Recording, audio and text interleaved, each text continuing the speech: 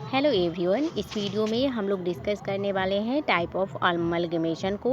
और मैंने कल के वीडियो में अमलगमेशन चैप्टर के कुछ कॉन्सेप्ट को और उसके एडवांटेज को डिस्कस किए थे। अगर आप लोगों ने उस वीडियो को नहीं देखा है तो आप हमारे चैनल पर जाकर उस वीडियो को देख सकते हैं। चलिए आज की क्लास को हम स्टार्ट करते हैं। तो देखिए, जो अमलगमेशन के टाइप होते हैं, यानी कि अकाउंटिंग स्टैंडर्ड 14 के अनुसार अमलगमेशन जो होता है वह दो टाइप का होता है। एक होता है amalgamation in the nature of merger, दूसरा होता है amalgamation in the nature of purchaser. तो देखिए, यहाँ से आप लोगों का ऑब्जेक्टिव क्वेश्चन भी पूछा जा सकता है कि अमलगमेशन के कौन से दो टाइप होते हैं। ठीक है, तो amalgamation in the nature of merger और परचेजर, आप लोग यह दो टाइप होता है, इसको याद रखिएगा। अब चलिए हम amalgamation in the nature of merger का क्या नेचर होता है इसको डिस्कस करते हैं। तो देखिए, जो अमलगमेशन इन द मर्जर होने के लिए क्या करना पड़ता है कि इसको 5 शर्त जो है वह पूरी होनी चाहिए, तभी कोई कंपनी जो है वह amalgamation in the nature of merger कहलाएगी। जैसे एक है आप लोगों का कि हस्तांतरक, यानी कि जो ट्रांसफ़र कंपनी होता है कि सभी संपत्ति, यानी कि ट्रांसफ़र कंपनी की, कल मैंने डिस्कस किया था कि ट्रांसफरर कंपनी क्या होता है और ट्रांसफरी कंपनी क्या होता है। तो देखिए, जो ट्रांसफरर कंपनी होता है उसका सभी एसेट्स, यानी कि ऑल एसेट्स एंड लायबिलिटीज एकीकरण के बाद जो है वह ट्रांसफरी कंपनी के हो जाते हैं। ठीक है, यानी कि amalgamation in the nature of merger में क्या होता है कि जो ट्रांसफरर कंपनी होता है, इस कंपनी का जितना भी एसेट्स होता है या फिर जितना भी लायबिलिटीज होता है, जब अमलगमेशन होता है तो ये सारा जो एसेट्स और लायबिलिटीज है यह ट्रांसफरी कंपनी का हो जाएगा।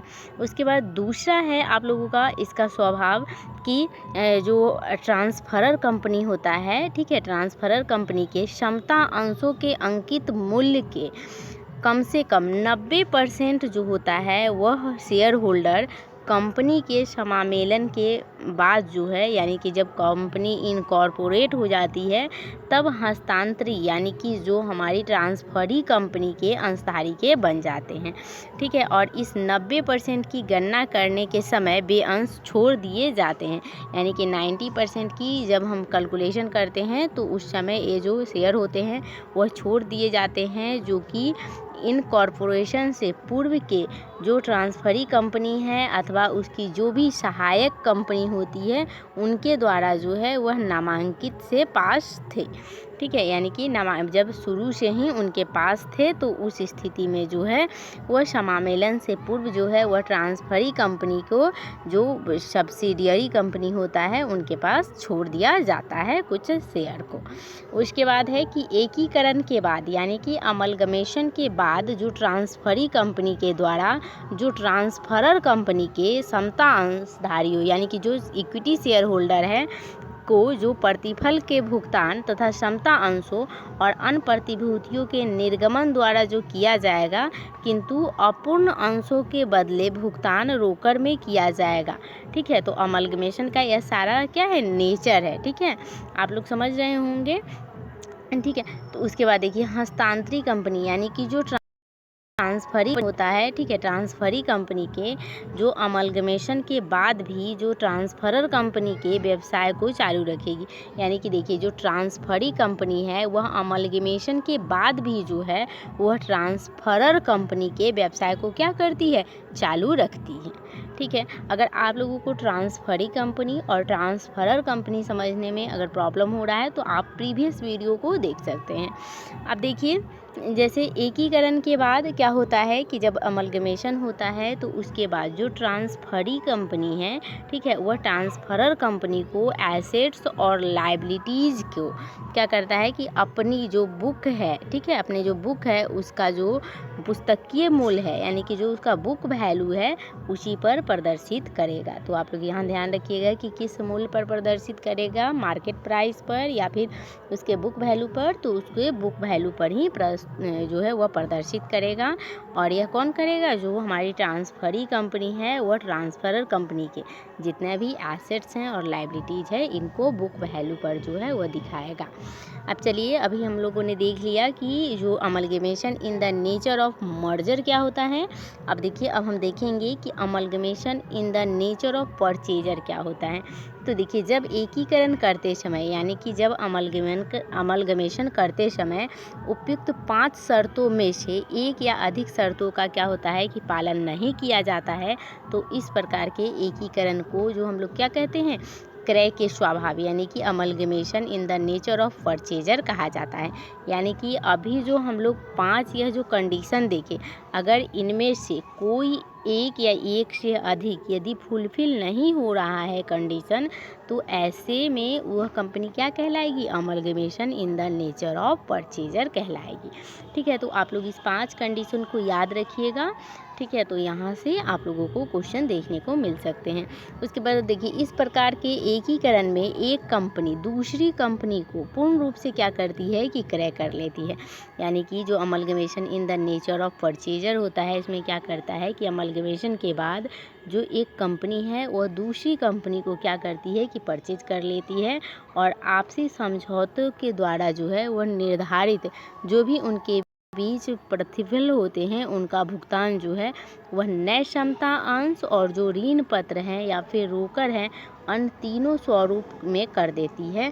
तो इस प्रकार जो है इस एकीकरण के अंतर्गत जो ट्रांसफरर कंपनी का जो अस्तित्व है वह समाप्त हो जाता है और एक नया अस्तित्व जो है वह कायम हो जाता है। ठीक है, तो यह था nature of merger and nature of purchaser. अब देखिए नेचर ऑफ द मर्जर और नेचर ऑफ द परचेजर में क्या डिफरेंस है, इसके डिफरेंस को भी हम डिस्कस कर लेते हैं। तो देखिए संख्या के आधार पे क्या होता है कि amalgamation in the nature of merger का क्या होता है कि इसके अंतर्गत कम से कम 2 कार्यरत कंपनी का होना क्या है, आवश्यक है।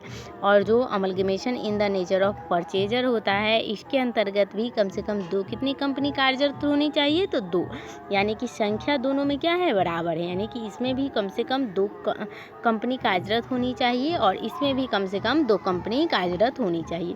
उसके बाद देखिए अस्तित्व। अब देखिए स्टेटस क्या होता है कि जो amalgamation in the nature of merger होता है, यह विलय के स्वभाव के एकीकरण में दोनों कंपनियों का अस्तित्व जो है वह बना रहता है। जैसे मान लीजिए एक्स कंपनी है और वाई कंपनी है, तो इन दोनों का जो है वह अस्तित्व क्या रहेगा, अमलगमेशन के बाद भी बना रहेगा। लेकिन amalgamation in the nature of purchaser में क्या होता है कि क्रय स्वभाव के एकीकरण में क्या होता है कि जो विक्रेता कंपनी है उसका अस्तित्व जो है वह समाप्त हो जाता है। ठीक है, यानी कि जो ट्रांसफरर कंपनी होता है उसका जो अस्तित्व है वह समाप्त हो जाता है। उसके बाद देखिए जो ऑनरशिप है, ऑनरशिप में क्या होता है कि विलय के स्वभाव के एकीकरण की स्थिति में जो ट्रांसफरर कंपनी के अंशधारियों का जो ओनरशिप है वह ट्रांसफरी कंपनी में कायम रहता है। अब देखिए क्या होता है कि नेचर ऑफ द मर्जर में क्या होता है कि मान लीजिए कि कोई ट्रांसफरर कंपनी के जो भी शेयर होल्डर हैं उनका जो ऑनरशिप है वो ट्रांसफरी कंपनी के में कायम रहता है, यानी कि उसका ओनरशिप किस में रहेगा, तो ट्रांसफरी कंपनी में रहेगा।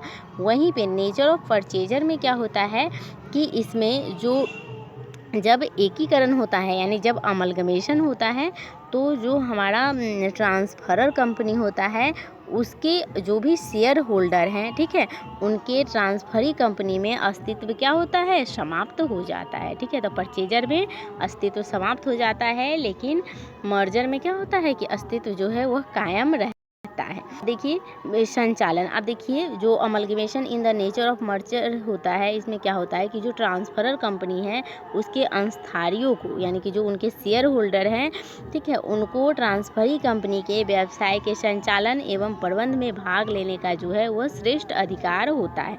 ठीक है, यानी कि जब नेचर ऑफ मर्जर होता है तो जो ट्रांसफरर कंपनी होते हैं और जो ट्रांसफरी कंपनी होते हैं या व्यवसाय के संचालन में या फिर उनके प्रबंध में क्या करते हैं, भाग ले सकते हैं।